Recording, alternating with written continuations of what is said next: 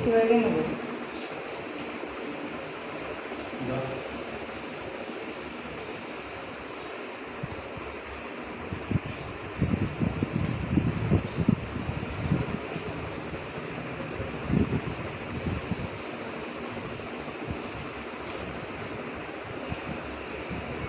विद्यार्थी मित्रांनो, आपण आज स्वामी विवेकानंदांची भारत यात्रा या पाठाचा अभ्यास करणार आहोत. प्रथम सुनील चिंचोलकर या लेखकाचा आपण परिचय होऊ. हे सुप्रसिद्ध लेखक, संत साहित्याचे अभ्यासक, संस्काराचे मूर्ती, समर्थ रामदासांचे व्यवस्थापक, विद्यार्थ्यांचे श्री रामदास, श्री दासबोध, विवरण संच, दास संत चरित्र इत्यादी 40 पुस्तके प्रकाशित, शिवसमर्थ पुरस्कार, कृतज्ञता पुरस्कार, समर्थ रामदास पुरस्कार इत्यादी पुरस्कारांनी ते सन्मानित होते. या पाठात स्वामी विवेकानंदांच्या भारत यात्रेदरम्यान प्रसंग आलेले, त्यात स्वामी विवेकानंदांची वाचनाची गती, त्यांची आकलन शक्ती या विषयाचे वर्णन केले आहे. तर आज आपण स्वामी विवेकानंदांची भारत यात्रा हा पाठ अभ्यासणार आहोत.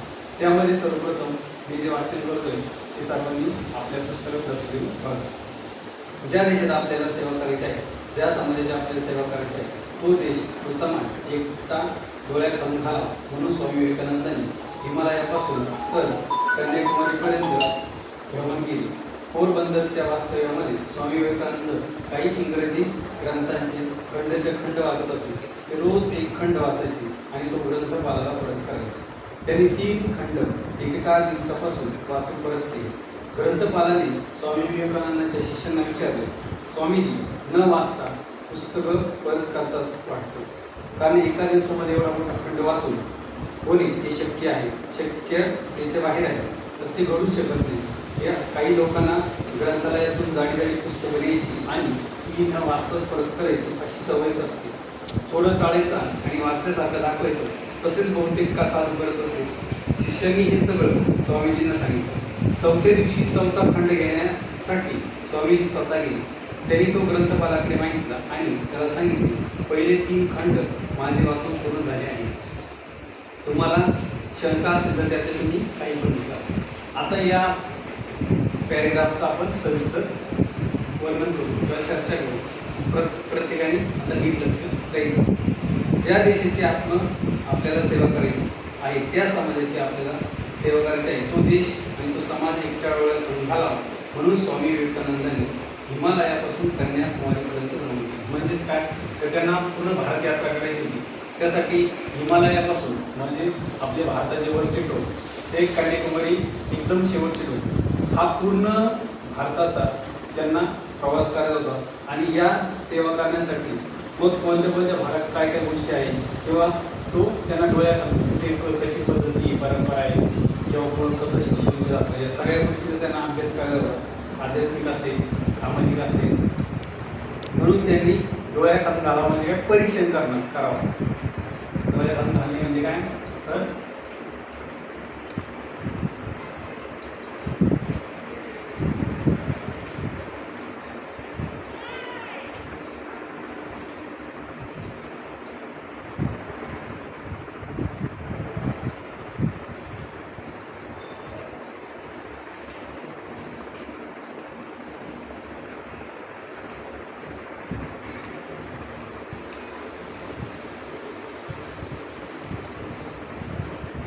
असं त्यांचा तो पूर्ण परिसर बघायचा होता किंवा त्याचं निरीक्षण करायचं होतं किंवा तो आपल्या नजरेखाली घालायचा होता. पोरबंदरच्या वास्तव्यामध्ये स्वामी विवेकानंद काही इंग्रजी ग्रंथांचे खंडच्या खंड वाचत असत. मग ते पोरबंदर येथे वास्तव्यास, वास्तव म्हणजे काय, ठिकाण किंवा राहणी, तर वास्तव्यास म्हणजे काय, राहणी म्हणजे ते तिथे राहत होते पोरबंदर येथे. आणि तिथेच त्यांनी इंग्रजी ग्रंथांच्या खंडच्या खंड वाचत असे. म्हणजे काय, तिथं राहत असताना त्यांना जे आध्यात्मिक असतील किंवा इतर असतील ते घटक, त्यांचे जे खंडचे खंड म्हणजे काय, मोठमोठे पुस्तक असतात, त्यांचे संच असतात, ते पूर्ण वाचायचे. ते रोज एक खंड वाचायचे आणि तो ग्रंथपालाला परत करायचे. मग तिथे जे ग्रंथालय असेल तर तिथून ते पुस्तक आणायचे. त्या पुस्तकांचे मोठे मोठे खंड असायचे किंवा ते एक क्रमानुसार पुस्तकं असायचे. ते खंड आणून दररोज एक ते वाचत होते. पुस्तकं सुद्धा भली मोठी असायची, कारण खंड काही छोटे पुस्तकं नसतात, खूप मोठे असतात. आणि ती पूर्ण ते एका दिवसात वाचायची आणि परत देखील करायची. ग्रंथपालांनी स्वामीजीच्या शिष्याला विचारले आणि गुरुजी किंवा स्वामीजी त्यांना काही शिष्य होते, मग शिष्यच ते ज्ञान करायचे. मग ते त्यांना विचारायचे, स्वामीजी न वाचताच पुस्तक परत करतात वाटतं, कारण एका दिवसामध्ये एवढा मोठा खंड वाचून होणे शक्यतेच्या बाहेर आहे. कारण काय, एवढा मोठं पुस्तक असेल, तो खंड असेल, ते एका दिवसात वाचून परत करणं हे काही सोपं काम नव्हतं. पण स्वामीजी हे करत होते, स्वतः ते वाचत होते आणि एका दिवसातच ते परत सुद्धा शक्यता म्हणजे त्यांच्या मर्यादेच्या पलीकडे. जेवण करायचं का?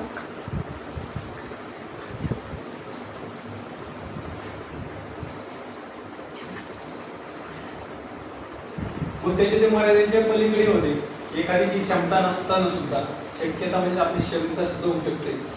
कारण असे घडू शकत नाही, कारण पूर्ण एका दिवसात पूर्ण एवढा मोठा खंड असेल तो वाचणं अशक्य होतं. काही लोकांना ग्रंथालयातून जाडी जाडी पुस्तकं द्यायची आणि न वाचता परत करायची सवय असते.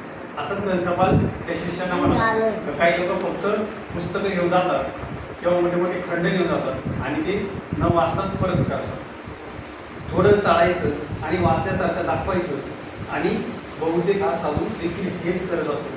काही लोक फक्त काय करतात, फक्त पुस्तक घेऊन जातात, पानं पलटतात किंवा 2-3 पानं वाचतात आणि परत पुस्तक परत देतात. असं त्या ग्रंथपाला देखील वाटेल का स्वामीजी फक्त ग्रंथ जे पुस्तक असेल, तो खंड असेल, तो फक्त चाळायचं म्हणजे फक्त बरोबर बघायचा आणि वाचल्यासारखं दाखवायचं, जसं काही मी वाचतोय असं सुद्धा हे साधू करत असतं असं त्यांना वाटेल. शिष्यांनी हे सगळं स्वामीजींना सांगितलं. हा जो अनुभव होता किंवा ग्रंथपाल काय म्हणताय शिष्यांना, इथे मी स्वामीजींना सांगितलं, स्वामी विवेकानंदांना.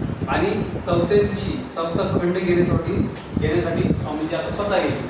ते स्वतःच आता गेले आणि कारण का त्यांना असं सांगितल्यानंतर मग स्वामीजी स्वतः गेले आता खंड घ्यायला. त्यांनी तो ग्रंथपालाकडे मागितला आणि त्यांना सांगितलं, पहिले 3 खंड माझे पूर्ण वाचून झाले आहे, तुम्हाला शंका असेल तर त्यातले तुम्ही काही पण विचारा.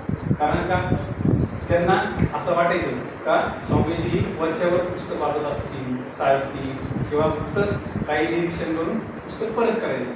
म्हणून त्यांची ही शंका दूर करण्यासाठी स्वामीजींनी सांगितलं, पहिले 3 जे खंड मी वाचले परत केली, तुम्ही त्यातलं काही पण विचारा, मी तुम्हाला त्याचं उत्तर देतो, मग मला चौथा खंड तुम्ही परत द्या. आता स्वामीजींनी आव्हान दिल्यामुळे ग्रंथपालाने विचार केला की हे जाणूनच किती ते प्रामाणिक आहे. पण ते ग्रंथपालाला सुद्धा असं वाटतं का आता आपण यांचा प्रामाणिकपणा किंवा हे खरंच यांनी वाचलंय की नाही याचं निरीक्षण आपण करूच, किंवा हे खरं बोलतंय काही आपण याचा विचार हे सिद्ध करून दाखवू.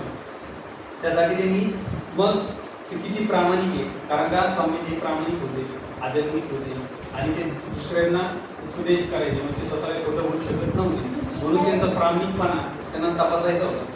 ग्रंथपालाने स्वामीजींना त्या 3 खंडातले उभे आडवे प्रश्न विचारले. मग स्वामीजींनी काय केलं, त्यांना कुठले पण प्रश्न 3 खंडामध्ये पहिल्या पेजवरचा असेल किंवा मधीचा असेल, शेवटचा असेल, असं कुठे पण आडवे तिडवे किंवा उभे आडवे असे प्रश्न त्यांनी विचारायला सुरुवात केली. तो जे प्रश्न विचारायचा त्यावर उत्तर ज्या पानावर असायचं ते अर्धे पाऊण पान स्वामीजी कंठस्थ सांगायचे. आणि मग जो प्रश्न असेल ज्या ज्या पानावरचा ते स्वामीजी तो पान, ते पेज नंबर किंवा ते पान नंबर, पानसंख्या असेल ती सांगायची आणि त्यावरचं अर्धे ते पाऊण पान कंठस्थ सांगायचे. कंठस्थ म्हणजे एकदम तोंडपाठ.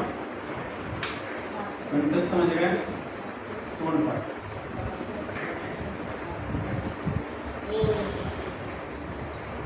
आणि न चुकता एकदम ते हुबेहूब जसं पेजवर असेल, जसं पानावर असेल तसं ते सांगायचे.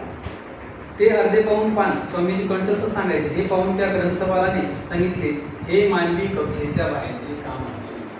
मग हे काम काही साधं सोपं होतं का, नाही. कारण का कुठल्याही पेजवरचा किंवा कोणत्याही पानावरचा प्रश्न विचारलो त्याचं उत्तर देखील अर्धा तास देणे, अर्धा पान असेल, पाऊण पान असेल, एवढं देणं अशक्य होतं. व हे आपल्या मानवी कक्षेच्या, मानवी कक्षा म्हणजे काय, आपल्या आवाक्याच्या बाहेर.